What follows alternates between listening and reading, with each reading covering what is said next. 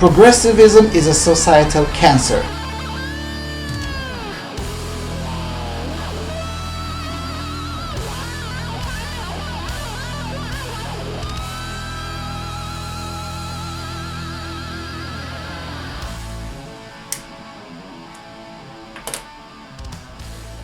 Oh, hi there!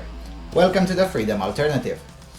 A few years ago, I used to routinely refer to the Democrat Party in the United States as the Social Democratic Party or the KKK Party. I think the reasons are quite obvious. The differences between your average Social Democratic Party in Europe and the Democrat Party in the United States are minuscule. In fact, the Social Democratic Party in Poland, for instance, is now more right-wing than the Democrat Party in the States. As for the KKK, it's quite an open secret that it was the Democrats who founded, upheld, and supported the KKK for most of its history.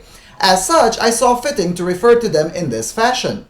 But then, at one moment, someone, I really don't remember who, told me that when I refer to them as the Social Democrat Party, I may create confusion, especially on the internet where people outside of the US may not think of the Democrat Party first. That was a fair point at the time, and for a while I stopped referring to Hussein Obama's party as the Social Democratic Party. But then I saw this. A Big Tent party. Well, what is the difference between a Democrat and a socialist? I used to think there was a big difference. What do you think it is? The difference between a Democrat like Hillary Clinton and a socialist like Bernie Sanders. What's the difference between being a Democrat and being a Republican? Well, what's the big difference between a Democrat and a socialist? You're the chairman of the Democratic Party. Tell me the difference between you and a socialist. The relevant debate that we'll be having over the course of this campaign is what's the difference between a Democrat and a Republican? Wait, what? For those of you who may not know the characters, the anchor is Chris Matthews, and the guest is the chairwoman of the Democratic National Committee, Debbie Wasserman Schultz. Wasserman Schultz. Oy vey. In all seriousness, though, if the chair of the DNC can't clearly explain what's the difference between them and the socialists, then who can? Or a better question would be, is there really a difference between the two?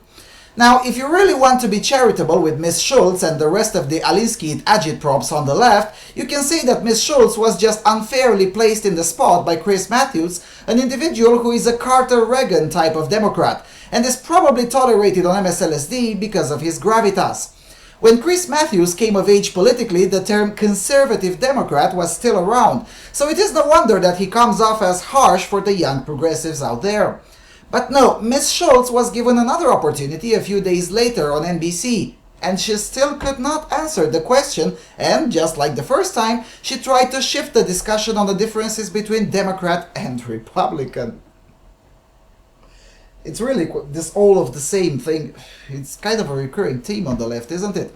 But look, it's easy to dismiss Ms. Schultz as a bimbo, but she's not.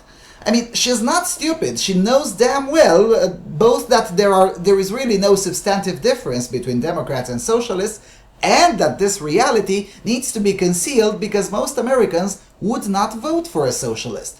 She knows that, and she also knows that if she's honest, she'll not only piss off most of the American people, but will also piss off the Democrat establishment that wishes to crown Hillary Clinton and keeps the Bolshevik Sanders around for contrast purposes. Which makes sense since Clinton is so rotten that only when compared to a hardcore Bolshevik she can appear better. Now, admittedly, that's not necessarily good news for Hillary, since there are quite a lot of things out there that can look good when compared to Sanders, such as a frog, or, why not, a ficus. Now, I'd definitely vote for the ficus, wouldn't you?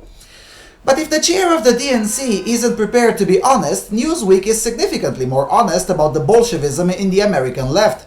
How things change. Almost 30 years ago, the same Newsweek was exposing Ceausescu for the Stalinist that he was.